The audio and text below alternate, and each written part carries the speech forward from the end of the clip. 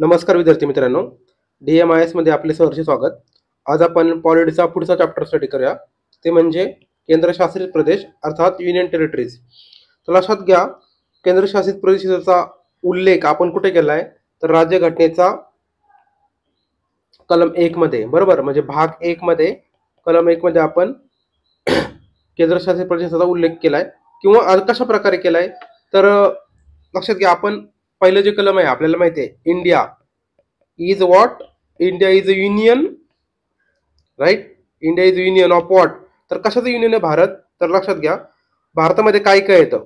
तर भारतामध्ये राज्य येतात, केंद्रशासित प्रदेश येतात आणि भारत सरकार ज्या इथून पुढे ज्या वेगवेगळ्या प्रकारचे प्रदेश अक्वायर करल, राईट, ते तिन्ही प्रकारचे येतात. म्हणजे काय? तर स्टेट्स, युनियन टेरिटरीज आणि फ्युचरमध्ये जे आपण एखादा प्रदेश व्यापू, राईट, म्हणजे जिंकून घेऊ वॉट एव्हर कुठल्याही केसेसमध्ये, तर ते तिन्ही प्रकारचे प्रदेश या तिघांमध्ये येतात. तर राज्याच्या भूप्रदेशांचं महत्व काय? तर पहिली गोष्ट म्हणजे, तर आपल्याला माहिती आहे की आपल्याकडे फेडरेशन आहे, म्हणजे एक फेडरल सिस्टीम आहे. तर एक संघराज्य व्यवस्थेचा भाग म्हणून ते काम करतात राज्य. त्याच्यानंतर आपल्याला माहिती आहे, तर सत्ता वाटप आपण जी केलेली ओव्हरऑल, आपण सेंटर स्टेटमध्ये डिवाइड करून ठेवली, बरोबर. सेंटर स्टेटमध्ये वेगवेगळे अँगल निघेल, सेंट्रली, स्टेटली, अजून भरपूर प्रकार आहेत त्या अँगलमध्ये. आणि आपली राज्य काय सांगतात आपल्याला? ते एक प्रकारे संविधानात्मक समानता, कारण का कॉन्स्टिट्यूशन सांगितले की आपण फेडरेशन देण्याचा प्रयत्न केलाय आणि फेडरेशन मध्ये स्टेटला आणि सेंट्रलला जवळपास इक्वल अधिकार असतात. हा, ते कधी एक्सेप्शनल केसेसमध्ये पुढे मागं होतात, पण एक तुम्हाला ओव्हरऑल ब्रॉड आयडिया घ्यायची या ठिकाणी. त्याच्यानंतर पुढचं आहे ते म्हणजे केंद्रशासित प्रदेश.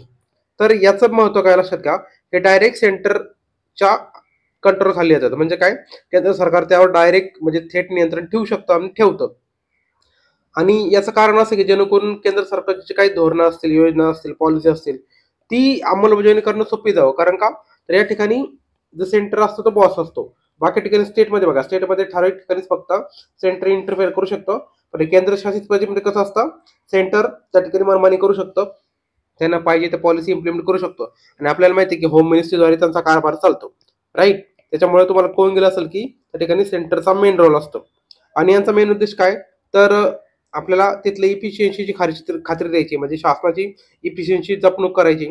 अजून एक गोष्ट म्हणजे देशाची एकात्मता, इंटिग्रिटी एक महत्वाची देशाची, राईट. आपण असे प्रदेश युनियन टेरिटरीमध्ये टाकतो ज्या ठिकाणी काहीतरी स्टॅबिलिटीचा इश्यू आहे किंवा जे इंटिग्रिटीच्या दृष्टीने सेन्सिटिव्ह आहेत. आपल्याला आता जर तुम्ही पाहिलं असेल की आपण जम्मू काश्मीरला काय केलं, युनियन टेरिटरी करून टाकले. कारण का? तिथं आपल्याला दहशतवादी आणि बाकीच्या गोष्टीमुळे त्याला आपण युनियन टेरिटरीमध्ये कन्वर्ट केलेलं आहे. ते पुढे येणार डिटेलमध्ये. आणि शेवटचा प्रकार म्हणजे तर केंद्र शासन फ्युचरमध्ये एखादा प्रदेश ताब्यात गेला असा प्रदेश, तर तिन्ही प्रकार लक्षात घ्या भारताच्या भूप्रदेशामध्ये येतात. आता त्याच्यानंतर भारताची सध्याची कंडिशन काय? तर लक्षात घ्या, भारतामध्ये सध्या 28 राज्य आहेत आणि 8 केंद्रशासित प्रदेश आहेत, बरोबर. तर 28 राज्यामधलं आधी 29 होते, तर जम्मू काश्मीर होतं, लक्षात घ्या, बरोबर का. 28 प्लस एक वालं कुठलं जम्मू काश्मीर होतं, तर त्याचं कन्व्हर्जन आपण युनियन टेरिटरीज मध्ये केलेलं आहे, 2. लाईक जम्मू काश्मीर आणि लडाख अशा 2 वेगवेगळे आपण युनियन टेरिटरीज तयार केलेल्या आहेत. त्यामुळे आकडेवारी झाली टोटल 8. आता याचा परिणाम काय झाला? लक्षात घ्या, केंद्रशासित प्रदेशाचं जे आपली आकडेवारी होती ती पहिल्यांदा कमी होती, आता कशी झाली? आता वाढत चालली बघा, हळूहळू ती वाढत चालली. आणि याचा पर्पज काय? तर ओव्हरऑल आपलं स्टेटचं रिऑर्गनायझेशन, म्हणजे काय? राज्यांची पुनर्रचना आणि केंद्रशासित प्रदेशाची संघटना, हे एक प्रकारे केंद्रीकरणाच्या धोरणाचा भाग आहे. आता केंद्रशासित प्रदेशाची निर्मिती कशी झाली, म्हणजे युनियन टेरिटरीचा इतिहास काय आपल्याला बघायचा आहे. ते काय डायरेक्ट आले का? नाही. तर लक्षात घ्या, ज्यावेळेस आपल्याकडे ब्रिटिशांचं राज्य होतं त्यावेळेस त्यांनी काही जे प्रदेश आहेत त्यांना शेड्यूल्ड डिस्ट्रिक्ट म्हणून ठेवलं होतं. शेड्यूल्ड डिस्ट्रिक्ट म्हणजे अनुसूचित जिल्हे. तर 1874 मध्ये त्यांनी अशी घोषणा केली की अमुक अमुक प्रदेश हा शेड्यूल्ड डिस्ट्रिक्ट असेल किंवा अनुसूचित जिल्हा असेल. त्याच्यानंतर त्यांना वेगळं नाव दिलं गेलं, तर मुख्य आयुक्ताचे प्रदेश, म्हणजे काय? तर चीफ कमिशनर्स प्रोव्हिन्शियन्स असं त्याला नाव दिलं गेलं, चीफ कमिशनर्स प्रोव्हिन्सेस वगैरे असं, राईट. तर मुख्य आयुक्ताचे प्रदेश असं त्याचं नामांकन झालं. हे झालं ब्रिटिश राजवटी दरम्यान. काय काय? अनुसूचित जिल्हे आणि मुख्य आयुक्ताचे प्रदेश. स्वातंत्र्यानंतर काय झालं बघा, आपल्याला माहिती आहे, आपण हे जे अनुसूचित जिल्हे असतील किंवा हे जे केंद्रशासित प्रदेश होते त्याचं रूपांतर आपण काय केलंय, तर सी आणि डी असं करण्यात आलं. तर टोटल 4 कॅटेगरी होते आपल्याला माहिती आहे, ABCD. तर याच्यामध्ये ABCD मध्ये लक्षात घ्या, तर स्टेट्स होते आणि CD मध्ये काय होते, तर केंद्रशासित प्रदेश होते, बरोबर. तर CD मध्ये आपण त्यांना टाकलं होतं. आणि पुढे जाऊन आपण काय केलं, तर 7वी घटना दुरुस्ती आपल्याला माहिती आहे, त्यास फजल अली कमिशन वगैरे आलं होतं. भारतामध्ये भाषेच्या आधारावर भरपूर सारे आंदोलन झाले, त्यामध्ये महाराष्ट्राने पण आंदोलन केले, राईट. तर मराठवाडा आणि सॉरी आपलं संपूर्ण एकत्र महाराष्ट्र आणण्यासाठी, बरोबर का. तर अखंड महाराष्ट्र आणण्यासाठी आपण आंदोलन केलेलं आहे. ती महाराष्ट्राचे जे संग्राम आहे तुम्ही पाहिला असेल हिस्ट्रीमध्ये. तर 7वी घटना दुरुस्ती कायदा केला आणि 1956 साली, आणि त्याच वेळेस स्टेट रिऑर्गनायझेशन ऍक्ट पण पास झाला. म्हणजे बघा 7th अमेंडमेंट पण केली आपण आणि स्टेट रिऑर्गनायझेशन ऍक्ट पण पास केला.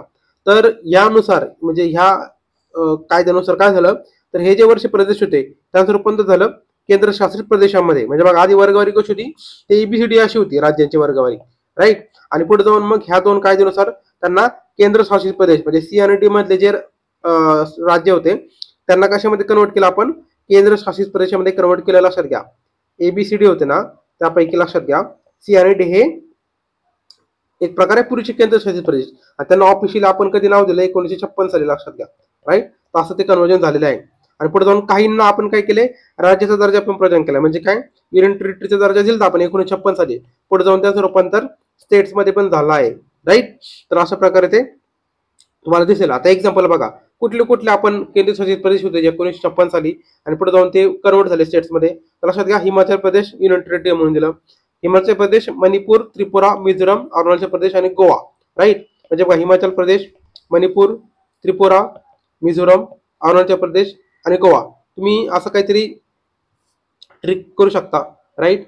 तर HMT नावाची कंपनी तुम्हाला माहित असेल, फेमस कंपनी. आता कशाची मला विचारू नका, फेमस कंपनी, त्यामुळे तुम्हाला माहित असायला पाहिजे.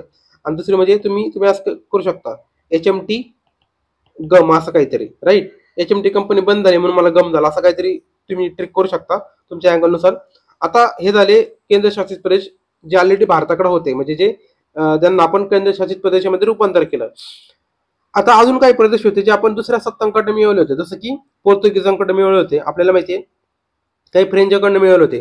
तर पोर्तुगीजांकडनं आपण कुठले मिळवले, लक्षात घ्या, गोवा, दमण आणि दीव, दादर नगर हवेली, बरोबर. हे कुठले, तर वेस्टर्न किनाऱ्यावर म्हणजे काय पश्चिम किनाऱ्यावरचे प्रदेश आहेत, गोवा, दीव, दमण, दादर नगर हवेली. आणि फ्रेंचकडनं आपण कुठले घेतलेत, तर पूर्व किनाऱ्यावरच्या, लक्षात घ्या, ईस्ट कोस्टवरले पॉंडिचेरी, राईट. तर हे आपण त्याचं रूपांतर केंद्रशासित प्रदेशामध्ये केलं होतं, राईट.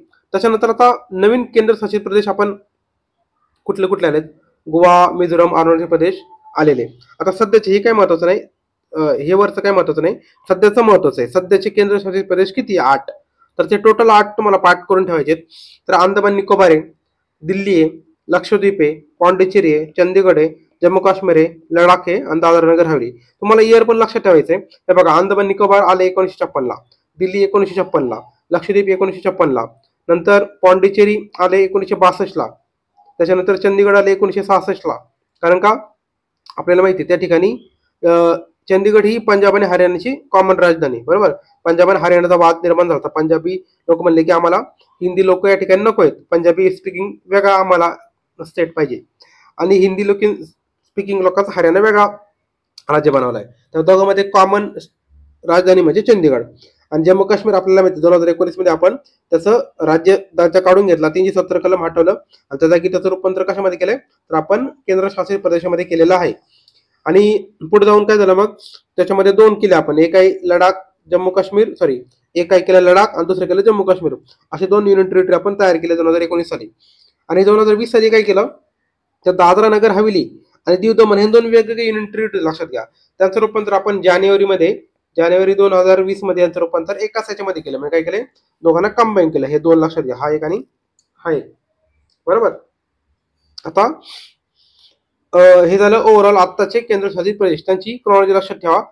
3 कुठले, 56 साली अंदमान निकोबार, दिल्ली आणि लक्षद्वीप, हे 56 सालचे.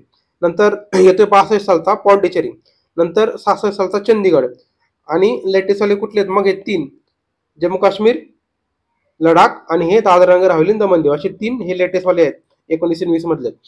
आता केंद्रशासित प्रदेशांच्या लक्षात घ्या, सन 1950 मध्ये आपण वर्गीकरण कसं केलं ओव्हरऑल, म्हणजे बघा, वर्गीकरण ABC राज्य आणि D प्रदेश असे 4 वर्गीकरण करण्यात आलं होतं. आता केंद्रशासित प्रदेश आपण जे तयार केलेत, राईट. तर त्याचे वेगवेगळे घटक वेगवेगळे घटक विचारात घेऊन आपण केंद्रशासित प्रदेश आपण तयार केलेले आहेत. तर कुठले कुठले घटक आपण विचारात घेतले, तर पहिली गोष्ट म्हणजे पॉलिटिकल आणि ऍडमिनिस्ट्रेटिव्ह रिझन, म्हणजे काय, राजकीय प्रशासकीय कारणासाठी आपण एक वेगळा युनियन टेरिटरी केली. फॉर एक्झाम्पल दिल्ली आणि चंदीगड. आपल्याला माहिती आहे दिल्ली हे आपलं काय राजधानी, बरोबर, आणि चंदीगड हा कसा स्ट्रॅटेजिक लोकेशन आहे त्याचं त्या अँगलने, बरोबर, आणि मोठमोठे इन्स्टिट्यूट किंवा महत्वाचे ऑफिसेस त्या ठिकाणी आहेत. राजकीय आणि प्रशासकीय कारणानुसार दिल्ली आणि चंदीगड तुम्हाला असं मॅच पेअरमध्ये विचारू शकतात की ही कारण इकडे देतील तुम्हाला आणि इकडं त्या युनियन टेरिटरीची नावं देतील, बरोबर. तर राजकीय प्रशासकीय कारणामध्ये दिल्ली आणि चंदीगड लक्षात ठेवायला इथे बघा, दिल्ली आणि चंदीगड शेजारी शेजारी. नंतर पुढचे कल्चरल डायव्हर्सिटी, म्हणजे काय, सांस्कृतिक वैविध्य. तर लक्षात घ्या, पॉंडिचेरी आपल्याला माहिती आहे फ्रेंच यांचं राज्य होतं. दादरा नगर हवेली, दीव दमण दीव या ठिकाणी काय होतं, पोर्तुगीजांचं राज्य होतं. म्हणजे काय, कल्चरल डायव्हर्सिटी आहे, बरोबर. फ्रेंच आणि पोर्तुगीज लक्षात ठेवा. पुढचे संरक्षणात्मक दृष्ट्या महत्वाचे, म्हणजे काय, डिफेन्सच्या अँगलने महत्वाचे. आपल्याला माहिती अंदमान निकोबार कुठे आहे, तर इकडं खाली महासागरामध्ये, बरोबर. तर मेन भारत राहिला म्हणजे सपोज सपोज आपला मेन भारत असेल तिकडं साईडला आपल्याला माहिती आहे की अंदमान निकोबार आहेत. आणि कसं ही स्ट्रॅटेजिक म्हणजे डिफेन्सच्या अँगलने महत्वाचे, कारण का इकडनं चायनाचा अटॅक होऊ शकतो, दुसरीकडनं दुसऱ्या कंट्रीचा अटॅक होऊ शकतो, आणि डिफेन्सच्या अँगलने आपल्यासाठी खूप महत्वाचे येते, बरोबर. आपण इथून काय करत असतो, कायम सर्व्हिलन्स सारख्या गोष्टी करत असतो, टेळणी वगैरे सारखे प्रकार चालतात त्या ठिकाणी. तर आपल्याकडे स्ट्रॅटेजिक कमांड आपल्याला म्हणजे स्ट्रॅटेजिक कमांड या ठिकाणी पण स्थापन केलेली आहे आपण आर्मीची. त्याच्यानंतर पुढचं लक्षात घ्या, आता काही युनियन टेरिटरीज आपण कसल्या अँगलने तयार केल्यात, तर तिथले मागास ठिकाण म्हणा किंवा तिथे आदिवासी जमात जे आहेत त्यांना विशेष वागणूक देण्यासाठी किंवा त्याची देखभाल करण्यासाठी. एक्झाम्पल द्यायचं झालं तर नॉर्थ ईस्ट मधले स्टेट बघा, मिझोरम आहे, मणिपूर आहे, त्रिपुरा, अरुणाचल प्रदेश या ठिकाणी. त्यावेळेस आपण काय केलं, तर या प्रदेशांना केंद्रशासित प्रदेशाचा दर्जा दिला, कारण का त्या ठिकाणी ट्रायबल एरिया आहे म्हणून. मिझोरम, मणिपूर, त्रिपुरा आणि अरुणाचल प्रदेश, राईट. तर ATMM तुम्ही असं काहीतरी लक्षात ठेवू शकता, ATMM. त्याच्यानंतर पुढचं लक्षात घ्या, लेटेस्ट आपण जे तयार केले ते म्हणजे जम्मू काश्मीर पुनर्रचना विधेयक 2019 अंतर्गत आपण काय केलं, जम्मू आणि काश्मीर हे 2 केंद्रशासित प्रदेश तयार केले, राईट. तर जम्मू काश्मीरमध्ये लक्षात घ्या स्टेट असेंब्ली आहे, म्हणजे विधान मंडळ त्या ठिकाणी आहे. आणि लडाखमध्ये लक्षात घ्या तर या ठिकाणी राज्य विधानमंडळ नाहीये. म्हणजे काय, जर लडाखमध्ये विचारलं तर लेजिस्लेचर नाहीये, आणि जम्मू काश्मीरमध्ये लेजिस्लेचर आहे, म्हणजे त्या ठिकाणी विधानसभा पण आहेत आणि विधान परिषद पण आहे, लक्षात घ्या, ठीक आहे. बरे युनियन टेरिटरी असलं तरी पण म्हणजे बघा सध्या आता 3 युनियन टेरिटरी झाल्या ज्यांना विधानसभा आहे. एक आहे तुमचं दिल्ली, दुसरं तुमचं जम्मू काश्मीर आणि तिसरं तुमचं पॉंडिचेरी. आणि या तिघांमध्ये असं विचारलं की विधान परिषद कोणाला आहे, ते फक्त जम्मू काश्मीर आहे, लक्षात घ्या, ठीक आहे. तर हे लक्षात घ्या, तुम्हाला असं विचारू शकतात फॅक्च्युअल गोष्टी. आता आपण जम्मू काश्मीरचं ओव्हरऑल रूपांतर म्हणजे 2 युनियन टेरिटरीमध्ये काय केलं, त्याची कारण सरकारने काय दिली. तर पहिली गोष्ट म्हणजे लडाखचा भौगोलिक दृष्ट्या दुर्गम भाग. आपल्याला माहिती आहे लडाख कसा आहे, पर्वतीय प्रदेश आहे, त्या ठिकाणी हिमालय आणि त्या ठिकाणी काय होतं मग मोठं क्षेत्रफळ असतं आणि विरळ लोकवस्ती असते. तुम्ही जॉग्राफीमध्ये शिकता बघा, तुम्ही जॉग्राफीमध्ये एक क्वेश्चन पण येऊन गेला आता पाठीमागं. आजकाल राज्यसभा परिणामाला पण प्रश्न विचारला जातो, म्हणजे मेन्सचा तर प्रश्न विचारला जातोच, पण आजकाल राज्यसभा परिणामाला पण हा प्रश्न विचारला जातो की हिमालयामध्ये विरळ लोकवस्ती काय. तर त्याचं कारण का, तर त्या ठिकाणी जो भाग आहे ना तो दुर्गम आहे, लक्षात घ्या. दुर्गम दुर्गम म्हणजे काय, रिमोट एरिया आहे, पहाडी प्रदेश आहे, त्यामुळे एका ठिकाणी वस्ती तुम्हाला अशी सापडत नाही, तुम्हाला अशी विरळ लोकवस्ती सापडते. आणि त्याच्यामुळे काय होतं, तर केंद्रशासित प्रदेशाचा दर्जा भेटला तर स्थानिक लोकांच्या महत्वाकांक्षा आपण पूर्ण करू शकतो केंद्र सरकारद्वारे. पुढची गोष्ट लक्षात घ्या, जम्मू काश्मीरचं आपण का युनियन टेरिटरी केली, तर पहिली गोष्ट म्हणजे त्या ठिकाणची आंतरराष्ट्रीय सुरक्षा, आंतरराज्यीय सुरक्षा आणि सीमेवरचे दहशत म्हणजे काय, बॉर्डर टेरिटरिझम, आणि दुसरा ते म्हणजे इंटरस्टेट सिक्युरिटी, राईट. हे केल्यामुळे काय होतं, सेंटरचा डायरेक्ट कंट्रोल येतो, होम मिनिस्ट्री ऍक्शन मध्ये येते, आणि त्याच्यामुळे काय होतं मग त्या ठिकाणी आपण दहशतवाद कमी करू शकतो, त्या ठिकाणी वेळेवर इलेक्शन घेऊ शकतो. म्हणजे सिक्युरिटीच्या अँगले म्हणा, स्टॅबिलिटीच्या अँगले म्हणा, आपण त्याचं रूपांतर युनियन टेरिटरीमध्ये केलं होतं. त्याच्यानंतर लेटेस्टमध्ये आपल्याला माहिती का आपण दादरा नगर हवेली आणि दमण दीवचं एकत्रीकरण केलं. आता हे 19 विधेयक लक्षात घ्या, पण ऍक्च्युअली इम्प्लिमेंट झालं 2020 मध्ये. तर आपण यासाठी कारण काय दिली, म्हणजे काय, हे 2 युनियन टेरिटरीज आपण एकत्र करण्यासाठी कारण काय दिले, तर लक्षात घ्या, पहिली गोष्ट म्हणजे प्रशासकीय व्यवस्थेतील साम्य. तर आपल्याला माहिती आहे दोघांमध्ये कसं आहे, दादरा नगर हवेली, दीव दमण यांच्यामध्ये कल्चरल सिमिलिटी, कारण का पोर्तुगीजांच्या अंडर होतं. भाषेचा अँगल विचार केला तर पोर्तुगीजांच्या भाषेचा प्रभाव पडलाय, संस्कृतीचा प्रभाव पडलाय पोर्तुगीजांचा, इतिहास, भाषा, संस्कृती यांचा साम्य आहे. पुढची गोष्ट, त्या ठिकाणी तुम्ही जर सेक्रेटरी पाहिले किंवा पोलीस प्रमुख पाहिले किंवा मुख्य वन संरक्षक पाहिले, त्यांचे ड्युटीज आणि जे काही बाकी असं स्ट्रक्चर ते जवळपास सिमिलर आहे, राईट. आणि धोरणं पण जवळपास आणि विकास योजना पण सारख्या असतात. कारण का दोघांचं जे ओव्हरऑल आपण साईज जर पाहिली तर त्याचं कल्चर पाहिलं तर जवळपास सेम आहे. त्यामुळे जी ऍडमिनिस्ट्रेशन फंक्शन असतं लक्षात घ्या ते पण त्याची साईज जवळपास सिमिलर असते, त्याचं काम पण सिमिलर असतं. आणि हे जवळपास सिमिलर असल्यामुळे आपण विचार काय केला, आपण या दोघांना कंबाईन करून टाकूया. कारण ऍसेच काही ते जास्त मोठी एरिया नाहीयेत. म्हणजे महाराष्ट्रातलं एखादलं सिटी जर आपण जर विचार केला तर त्याच्यापेक्षा त्याचा आकारमान कमी लक्षात घ्या, एवढे ते लहान आहे दादरानगर आणि दीव दमण हवेली, राईट. तर हे आहे कारण, पहिली कारण ते तुम्हाला सांगितलं मी. दुसरं कारण हे की 2 सचिवालय आणि समांतर विभाग. आता बघा विचार करा, 2 वेगवेगळे सचिवालय असतात छोट्या छोट्या प्रदेशासाठी, तर त्याच्यामुळे काय होतं मग बिनकामाचा आपला जो मनुष्यबळ आहे त्याचा मग वाया जातं, पैसा वायाला जातो, रिसोर्सेस वायाला जातात, राईट. आणि हे असल्यामुळे काय होतं ना मग तुमचं कोऑर्डिनेशन चांगल्या प्रकारे येत नाही. त्यामुळे काय केलं यांनी त्या दोघा प्रदेशामध्ये चांगलं समन्वय साधण्यासाठी आपण या दोघांना कंबाईन केले, राईट. पुढची गोष्ट म्हणजे अकार्यक्षमता आणि खर्च. ते सांगितलं तुम्हाला मी की त्यांचं जे इफिशियन्सी असते ती कमी झाली. मग जर त्यांना आपण कंबाईन केलं तर चांगले रिसोर्सेस वापरू शकतात, राईट. विचार करा, 2 वेगवेगळे भाव असतील ते जर एकत्र आले, जर दोघांनी एकत्र काम केलं तर किती त्या कुटुंबाचं भलं होतं. तशा प्रकारे जर एकमेकांमध्ये भांडत बसले, राईट, तर मग त्यांचा प्रॉब्लेम होऊ शकतो. तशा प्रकारे तुम्ही घेऊ शकता या ठिकाणी, राईट. म्हणजे तुम्हाला कॉमन गोष्टी चा खर्च टाळायचा, ज्या ठिकाणी गरजेच्या ठिकाणी तुम्ही रिसोर्सेस वापरू शकता, राईट. तर हे 2 स्वतंत्र घटनात्मक इन्स्टिट्यूशन असल्यामुळे त्या ठिकाणी काय होतं मग त्याच गोष्टींची पुनरावृत्ती होत होती, ते आपल्याला कमी करायची होती, राईट. इफिशियन्सी वाढवायची होती, खर्च कमी करायचा होता म्हणून. आणि पुढचं गोष्ट म्हणजे मिनिमम गव्हर्नमेंट मॅक्झिमम गव्हर्नन्स. हे तुम्हाला माहिती आहे. तर किमान शासन आणि कमाल प्रशासन हे आपण नारा कायमच देतच असतो, राईट. तर नवीन व्यवस्था कशी आपली, तर दादरानगर हवेली दीव दमण हे दोन्ही एकत्र केलेत, बरोबर. आता केंद्रशासित प्रदेशामध्ये आपण ऍडमिनिस्ट्रेशन कसं चालवतो, तर हे महत्वाचं लक्षात घ्या. हे तुम्हाला एक्झाम मध्ये विचारलं जातं की आर्टिकल मधले कुठल्या कुठल्या तरतुदी जे काय करतात युनियन टेरिटरीचं प्रशासन करतात. तर लक्षात घ्या, आर्टिकल 219 ते 241 हे त्या संदर्भात तरतुदी आहेत युनियन युनियन टेरिटरी विषयी, 219 ते 241. आणि आपल्याला माहिती आहे राष्ट्रपती काय करतो, तर प्रत्येक युनियन टेरिटरीचं प्रशासन त्याने नेमलेल्या एका प्रशासकाद्वारे चालतो, राईट. म्हणजे स्वतः राष्ट्रपती त्या ठिकाणी काम नाही करत. प्रत्येक ठिकाणी आपल्याला माहिती असतं एकतर लेफ्टनंट गव्हर्नर राहू शकतो, राईट, किंवा ऍडमिनिस्ट्रेटर राहू शकतो. आता याचे पण वेगवेगळे प्रकार आहेत, ठीक आहे. तर प्रशासकीय व्यवस्थेचे प्रकार बघा. प्रशासक कोण कोण असू शकतात, एकतर लेफ्टनंट गव्हर्नर म्हणजे नायब राज्यपाल, नंतर मुख्य आयुक्त म्हणजे चीफ कमिशनर, किंवा प्रशासक म्हणजे काय ऍडमिनिस्ट्रेटर, असे वेगवेगळे टाईप असू शकतात तिथल्या प्रशासकाचे. आता नायब राज्यपाल कुठे आहेत बघा, म्हणजे काय लेफ्टनंट गव्हर्नर कुठे आहेत, तर दिल्ली, पॉंडिचेरी, अंदमान निकोबार बेटे, जम्मू काश्मीर, लडाख या ठिकाणी कोण आहेत, नायब राज्यपाल आहे. तुम्हाला विचारलं जाऊ शकतं की नायब राज्यपाल खाली काय कुठले कुठले युनियन टेरिटरी आहेत, ठीक आहे. तर दिल्ली, पॉंडिचेरी, अंदमान निकोबार, जम्मू काश्मीर आणि लडाख. तर लक्षात घ्या, ज्या ठिकाणी विधानसभा आहे त्या ठिकाणी तिन्ही ठिकाणी लेफ्टनंट गव्हर्नर आहे असं तुम्ही लक्षात ठेवू शकता, राईट. मग राहतं वेगळं कुठलं, तर अंदमान निकोबार वेगळं राहतं आणि जम्मू काश्मीरचं लडाख एकत्र शेजारी असल्यामुळे तुम्ही ते लक्षात ठेवू शकता. आता दुसरं कुठले, तर प्रशासकवालं म्हणजे काय, ज्या ठिकाणी ऍडमिनिस्ट्रेटर आहे अशावाले. लक्षात घ्या, चंदीगड आहे, नंतर दादर नगर आणि दीव दमण हे एकत्र आपल्याला माहिती आहे, आणि लक्षद्वीप, असे 3 आहे. म्हणजे कुठले कुठले, चंदीगड, लक्षद्वीप आणि दादर नगर हवेली, राईट. तर तुम्ही कसं लक्ष ठेवू शकता, असं लक्षात होतील की चंदू चंदू दादाकडे लक्ष दे, असं काहीतरी सांगू शकता की मी चंदूला सांगितलं की तुझ्या दादाकडे लक्ष दे, ठीक आहे. प्रशासक असं काहीतरी करू शकता तुम्ही. पुढचं ते आहे म्हणजे केंद्रशासित प्रदेशांची श्रेणी. श्रेणी म्हणजे काय, त्याच्यामध्ये कशा प्रकारे सिस्टीम आहे, तशी ओव्हरऑल लेजिस्लेटिव्ह सिस्टीम म्हणा, बाकी सिस्टीम. लक्षात घ्या, दिल्ली, पॉंडिचेरी, जम्मू काश्मीर या ठिकाणी काय, तर तुमचं काय विधान परिषद नाही, सॉरी, इथे विधानसभा आहे. विधानसभा आहे, त्याच्यानंतर मंत्रिमंडळ आहे आणि मुख्यमंत्री आहे, बरोबर. त्या ठिकाणी स्टेट असेंब्ली आहे, त्या ठिकाणी एक मंत्रिमंडळ असतं आणि एक असं मुख्यमंत्री, राईट.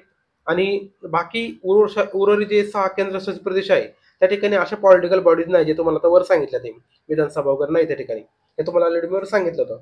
आता केंद्रशासित प्रदेशच्या संदर्भात संसदेचा काय अधिकार लक्षात घ्या. तर संसद काय करू शकते या ठिकाणी, तर आपल्याला माहिती आहे स्टेटच्या बाबतीत सांगायचं झालं तर स्टेटकडे 2 अधिकार असतात. एक असं स्टेट लिस्ट मधल्या विषयावर कायदे करणं, दुसरं असतं कंकरंट लिस्ट मधल्या विषयावर कायदे करणं. आणि एक्सेप्शनल केसेसमध्येच फक्त, म्हणजे काय, इमर्जन्सी वाले सारख्या केसेसमध्ये फक्त काय करतं, सेंट्रल गव्हर्नमेंट त्या ठिकाणी इंटरफेअर करू शकतो. पण युनियन टेरिटरीचं लक्षात घ्या, तर युनियन टेरिटरीच्या बाबतीत सांगायचं झालं तर ते स्टेट लिस्ट मधल्या याच्यावर कायदे करू शकतात, कंकरंट लिस्टवर पण कायदे करू शकतात, पण संसदेला विशेष अधिकार दिलाय. म्हणजे ते नॉर्मल कंडिशन मध्ये पण संसद काय करू शकते, तिन्ही विषयावर म्हणजे काय, सेंटर लिस्ट, स्टेट लिस्ट आणि कंकरंट लिस्ट, तिन्ही विषयावर कायदे करू शकतो. लक्षात घ्या, नॉर्मल केसेस मध्ये पण हा युनियन टेरिटरीच्या बाबतीत संसदेला विशेष अधिकार आहे. राईट. आणि म्हणजे पॉंडिचेरी, लक्षात घ्या, पॉंडिचेरी, दिल्ली, जम्मू काश्मीर यासारखे ठिकाण आपल्याला माहिती, या ठिकाणी विधानमंडळ आहे त्यांना स्वतःची, त्या ठिकाणी स्टेट असेंब्ली आहेच आहे तिन्ही ठिकाणी. तरी त्या ठिकाणी लक्षात घ्या, संसदेचा हा जो अधिकार आहे, एक्स्ट्रावाला पॉवर, त्या ठिकाणी संसदेला मिळतो. राईट. आता विधानसभाच्या मंडळाची सदस्य संख्या किती लक्षात घ्या, तर पॉंडिचेरीला पाठ करून ठेवा 30 आहेत. किती आहे पॉंडिचेरीची विधानसभेची संख्या? 30 आहे. दिल्लीची किती आहे? 70, बरोबर. आणि जम्मू काश्मीरमध्ये किती आहे? तर 83. लक्षात घ्या, किती? पॉंडिचेरी 30, दिल्ली 70 आणि जम्मू काश्मीर किती? 83. ठीक आहे. तर अशी त्या ठिकाणची संख्या आहे. आता राष्ट्रपतींना काय अधिकार प्राप्त झालेत त्यांच्या बाबतीत? हो, तर राष्ट्रपतींना स्पेशल अधिकार आहेत. लक्षात घ्या, हे प्रश्न विचारला जातो.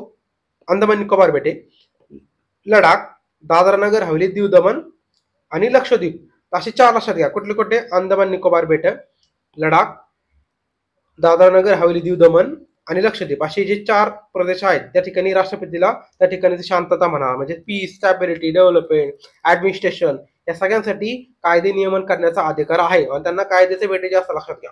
राईट. तर संसद कायदा करण्याऐवजी डायरेक्ट राष्ट्रपती त्या ठिकाणी कायदे करू शकतो किंवा त्यासाठी रूल बनवू शकतो. तुम्हाला हे 4 पाठ करायचे, अंदमान निकोबार, लडाख, दादरा नगर हवेली आणि लक्षद्वीप. राईट.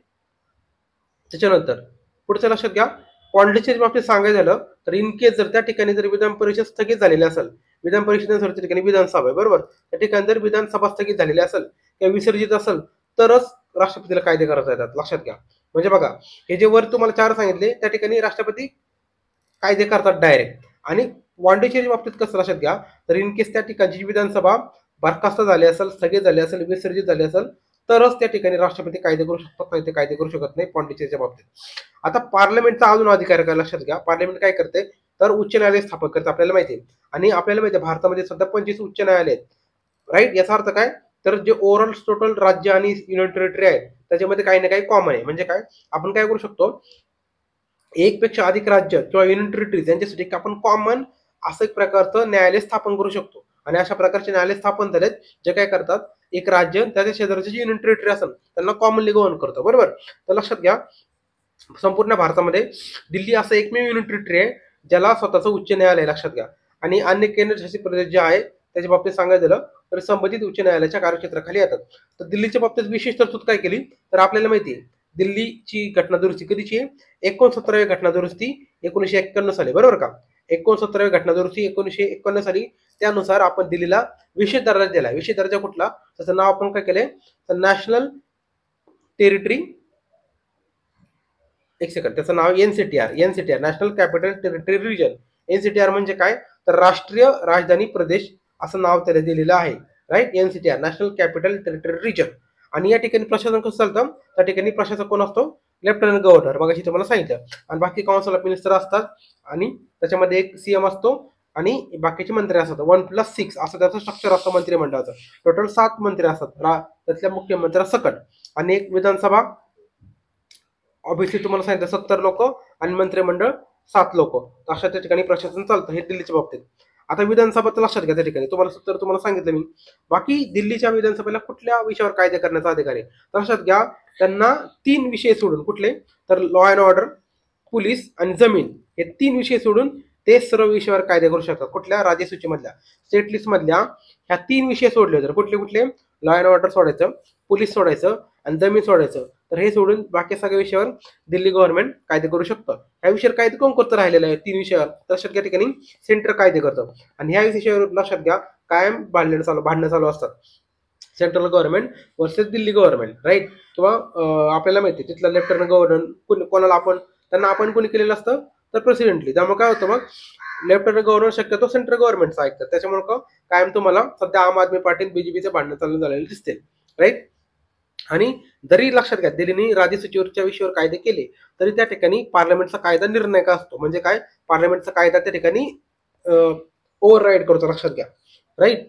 त्याच्यानंतर पुढे लक्षात घ्या, मंत्रिमंडळ तुम्हाला सांगितलं मी, टोटल सदस्य संख्या किती, 7 आहेत. म्हणजे 6 मंत्री, 1 मुख्यमंत्री असे टोटल 7 लोक होतात. आणि मग मुख्यमंत्र्याची नियुक्ती कोण करतात लक्षात घ्या. या ठिकाणी तुम्हाला एमपीसी गंडू शकते. लक्षात घ्या, आपल्याला नॉर्मल सेटमध्ये माहिती आहे मुख्यमंत्र्याची नियुक्ती कोण करतो, तर राज्यपाल करतो, बरोबर. पण युनियन टेरिटरीमध्ये म्हणजे दिल्लीमध्ये लक्षात घ्या, दिल्लीमध्ये मुख्यमंत्र्याची नेमणूक राष्ट्रपती करतो, लक्षात घ्या, राज्यपाल करत नाही. Got it. आणि राहिलेल्या मंत्र्याची नेमणूक कोण करतं, तर राष्ट्रपतीच करतो. कोणाच्या सल्ल्यानुसार, मुख्यमंत्र्याच्या सल्ल्यानुसार. म्हणजे फरक एवढाच आहे, राज्यामध्ये राज्यपाल करतो मुख्यमंत्र्याची नेमणूक आणि दिल्लीमध्ये राष्ट्रपती करतो, लक्षात घ्या. नंतर आता नायब राज्यपाल जो असतो त्याला विशेष अधिकार दिलेले आहेत, राईट. त्याचं काम काय, तर मुख्यमंत्री आणि मंत्रिमंडळाला सल्ला देणं, त्यांना सहाय्य करणं. आणि इनके जर त्यांच्यामध्ये मतभेद असतील, म्हणजे राज्यपाल वर्सेस मंत्रिमंडळ यांच्यामध्ये जर काही जर डिस्प्यूट असतील, तर ते काय केला जातो, तो डिसिजन राष्ट्रपतीसाठी पाठवला जातो. म्हणजे काय, राष्ट्रपतीचा विचार घेऊन त्याच्यावर फायनल डिसिजन दिला जातो. आता या ठिकाणी राष्ट्रपती राजवट लागू करता येते का, होतं लक्षात घ्या. राष्ट्रपती राजवट लागू करण्याचे काही कंडिशन आहेत.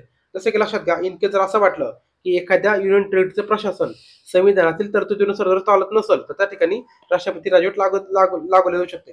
तर राष्ट्रपतीची भूमिका काय असते लक्षात घ्या.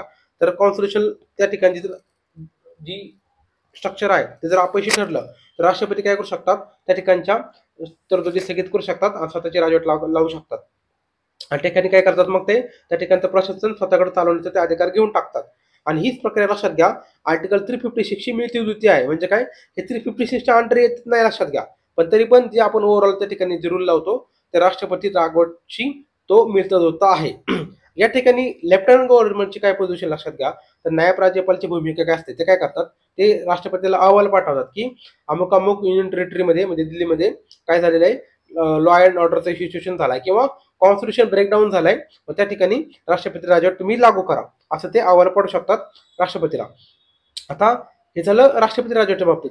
तर नायब राज्यपालाला ऑर्डिनन्स काढण्याचा पण अधिकार लक्षात घ्या. तर ऑर्डिनन्स म्हणजे काय, अध्यादेश, बरोबर. तर अध्यादेश कधी काढतात जनरली आपल्याला माहिती आहे, ज्या ठिकाणी असेंब्ली सेशनमध्ये नसेल त्यावेळेस. म्हणजे काय, त्यावेळेस असेंब्लीचं विधानसभेचं ज्यावेळेस अधिवेशन चालू नसेल, तर त्या ठिकाणी नायब राज्याला काय करतात, तर ऑर्डिनन्स काढतात, राईट. आणि आपल्याला माहिती आहे ज्यावेळेस ऑर्डिनन्स पास केला जातो, मग त्यावेळेस नेक्स्ट विधानसभा पुन्हा असेंब्ली होते. म्हणजे काय, ज्यावेळेस विधानसभेचं अधिवेशन चालू होतं, तर 6 आठवड्यापर्यंत त्यांना त्याला काय करायचे असतं, मंजुरी द्यायची असते, राईट. त्या अध्यादेशाला 6 आठवड्याच्यात मंजुरी द्यावं लागतं किंवा विधानसभेचं ज्यावेळेस पूर्ण अधिवेशन चालू होईल त्यावेळेस, राईट. आणि विधानसभेच्या संमतीशिवाय लक्षात घ्या, विधानसभेच्या इथे सभेच्या पाहिजे परिषदेत झाले, तर विधानसभेच्या संमतीशिवाय हा अध्यादेश काय करू शकतात, ते पुन्हा काढून घेऊ शकतात. कोण, नायब राज्यपाल. म्हणजे काय, नायब राज्यपाल काय करू शकतात, ज्यावेळेस असेंब्ली सेशनमध्ये नसेल त्यावेळेस काय करतात, ऑर्डिनन्स पास करतात आणि ते पुन्हा काढून घेऊ शकतात विदाउट परमिशन ऑफ विधानसभा. आता विशिष्ट परिस्थितीचा अधिकार आहे, लक्षात घ्या. पहिली गोष्ट म्हणजे विधानसभा विसर्जित किंवा बरखास्त केलेली असेल, तर त्या ठिकाणी लक्षात घ्या, नायब राज्यपाल अध्यादेश काढू शकत नाही. ही कंडिशन महत्वाची आहे. तुम्हाला जर ऑर्डिनन्स काढायचं असेल, तर ती विधानसभा कशी पाहिजे, सेशनमध्ये नसायला पाहिजे, राईट. आणि जर किती बरखास्त झालेली असेल, विसर्जित झालेली असेल, त्या ठिकाणी राज्यपाल आदेश नाही काढू शकत. त्या ठिकाणी त्यांना कोणाची परमिशन घ्यावी लागते, लक्षात घ्या. त्या ठिकाणी राष्ट्रपतीची परमिशन घ्यावी लागते. ती परमिशन असल्याशिवाय त्यांना ऑर्डिनन्स काढता येत नाही, राईट. हे झालं तुमचं ऑर्डिनन्सच्या बाबतीत राज्यपालांचा, तिथल्या नायब राज्यपालांचा अधिकार. आता लक्षात घ्या, हे झालं ओव्हरऑल दिल्लीचं. आता आपण पाहूया सल्लागार समित्या. लक्षात घ्या, युनियन टेरिटरीच्या बाबतीत गृह मंत्रालयाच्या सल्लागार समित्या असतात, ॲडव्हायझरी कमिटी असतात, राईट. तर आपल्याला माहिती आहे युनियन टेरिटरीचे बॉस कोण असतात भारतामध्ये, तर गृह मंत्रालय युनियन टेरिटरीचं कामकाज पाहणारी एक नोडल एजन्सी असते, राईट. आणि ही जी गृह मंत्रालयाची सल्लागार समिती असते त्याला म्हणतात HMAC, राईट. HMAC, right. तर याचं अध्यक्ष कोण असतात, तर केंद्रीय गृहमंत्री, लक्षात घ्यायचे, अध्यक्ष असतात. आणि दुसरी एक समिती असते ते म्हणजे प्रशासक सल्लागार समिती, त्याला नाव होते AAC, ठीक आहे, AAC. तर AAC झालं, होम मिनिस्टर ॲडव्हायझरी कमिटी म्हणजे HMAC आणि प्रशासक सल्लागार समिती म्हणजे काय, AAC. अशा दोन त्याच्यामध्ये समित्या आहेत. HMAC चे अध्यक्ष कोण, केंद्रीय गृहमंत्री. आणि AAC चे अध्यक्ष कोण, लक्षात घ्या, केंद्र शासित प्रदेशाचे प्रशासक हे त्याचे अध्यक्ष असतात. तर बाकीची पण समिती लक्षात घ्या, ह्या जे समित्या असतात HMAC आणि AC, याचे सदस्य कोण असतात लक्षात घ्या, तर त्या युनियन टेरिटरीज मधले सगळे मेंबर ऑफ पार्लमेंट. त्याच्यानंतर त्या ठिकाणचे लोकल बॉडीज आहेत, जसं जिल्हा असेल, पंचायत समिती असेल, नगर परिषद असेल, त्या ठिकाणचे निर्वाचित सदस्य, राईट. म्हणजे लोकल बॉडीचे निवडून आलेले सदस्य प्लस त्या ठिकाणचे खासदार, हे ह्या वर्षाचे आता तुम्हाला समिती सांगितल्या HMAC आणि AAC यांचे ते सदस्य असतात. आणि यांचं कामकाज काय, ते विषय काय, कुठल्या विषयावर कामकाज करतात लक्षात घ्या. केंद्रशासित प्रदेश जे असतात त्या ठिकाणचे सोशो इकॉनॉमिक डेव्हलपमेंटच्या संदर्भात जे काही विषय असतील त्याच्यावरती चर्चा करतात किंवा सोल्युशन काढतात. राईट, हे झालं ओव्हरऑल. आता आपण काय करूया, एक चार्ट पाहूया. चार्टमध्ये बघा आपण काय केलंय, तर केंद्रशासित प्रदेश त्या ठिकाणचं कार्यकारी मंडळ कसं आहे आणि त्या ठिकाणी विधानमंडळ आहे का आणि त्या ठिकाणी न्यायव्यवस्था कशी, आपण त्याचा एक चार्ट बनवला. तर लक्षात घ्या, पहिला आपण सुरुवात करूया अंदमान निकोबारपासून. तर अंदमान निकोबारमध्ये लक्षात घ्या प्रशासक कोण आहे, तर नायब राज्यपाल. वगैरे तुम्हाला मी सांगितलं. त्या ठिकाणी न्यायव्यवस्था कशी आहे, लक्षात घ्या, सेपरेट उच्च न्यायालय नाहीये, तर ते कोणाच्या अंतर्गत येतं, तर कोलकाता उच्च न्यायालय लक्षात घ्या. ठीक आहे, अंदमान निकोबार. पुढचे चंदीगड. चंदीगडचं ऍडमिनिस्ट्रेशन कोण चालवतं, तर प्रशासक चालवतो लक्षात घ्या, प्रशासक. ठीक आहे, जिथं लेफ्टनंट गव्हर्नर नाही त्याच्याकडे प्रशासक आहे. आणि कोणाच्या अंडर येतात ते म्हणजे न्यायव्यवस्था, तर पंजाब आणि हरियाणा उच्च न्यायालय असं एक कॉमन उच्च न्यायालय लक्षात घ्या, त्याच्या अंतर्गत चंदीगड येतं. त्याच्यानंतर पुढचे दादर नगर दीव दमण हवेली. राईट, दादर नगर हवेली दीव दमण. तर हे एक कंबाईन युनिट टेरिटरी आपण 2020 साली तयार केलेली आहे. तर लक्षात घ्या, याचं प्रशासन कोण चालवतो, ते प्रशासक चालवतो. आणि या ठिकाणी उच्च न्यायालयाचं ज्युरिडिक्शन कोणाचं आहे, तर बॉम्बे हायकोर्ट. लक्षात घ्या, बॉम्बे हायकोर्टचं ज्युरिडिक्शन याला लागू होतं. पुढचं लक्षात घ्या दिल्ली. तर दिल्लीमध्ये लक्षात घ्या नायब राज्यपाल आहे म्हणजे लेफ्टनंट गव्हर्नर आहे, नंतर मुख्यमंत्री आणि मंत्रिमंडळ आहे. राईट, त्या ठिकाणी विधानसभा आहे आणि यासाठी सेपरेट स्वतंत्र उच्च न्यायालय आहे. त्याच्यानंतर पुढचं आहे लक्षद्वीप. लक्षद्वीपचे प्रशासन कोण चालवतो, तर प्रशासक चालवतो. राईट, आणि याला हायकोर्ट कुठल्या लक्षात घ्या, तर केरळ उच्च न्यायालयाच्या कक्षेमध्ये ते येतात. पुढचे युनिट टेरिटरी आहे ते म्हणजे पॉंडिचेरी. पॉंडिचेरीमध्ये कोण लक्षात घ्या, लेफ्टनंट गव्हर्नर आहे, त्याच्यानंतर मुख्यमंत्री आहे आणि मंत्रिमंडळ आहे. त्या ठिकाणी लक्षात घ्या विधानसभा आहे. त्याच्यानंतर कोणाच्या ज्युरिडिक्शनमध्ये येतात, तर मद्रास हायकोर्टच्या ज्युरिडिक्शनमध्ये येतात. त्याच्यानंतर पुढची युनिट टेरिटरी आहे म्हणजे जम्मू काश्मीर. तर जम्मू काश्मीरमध्ये लक्षात घ्या, एक काय लेफ्टनंट गव्हर्नर, एक आहे तुमचा मुख्यमंत्री आणि त्याच्यात तुमचं मंत्रिमंडळ. त्याच्यानंतर आपल्याला माहिती आहे जम्मू काश्मीरला विधानसभा आहे. त्याच्यानंतर जम्मू काश्मीर मध्ये अजून सांगायचं म्हटलं तर जम्मू काश्मीर आणि लडाखमध्ये कॉमन हायकोर्ट आहे लक्षात घ्या.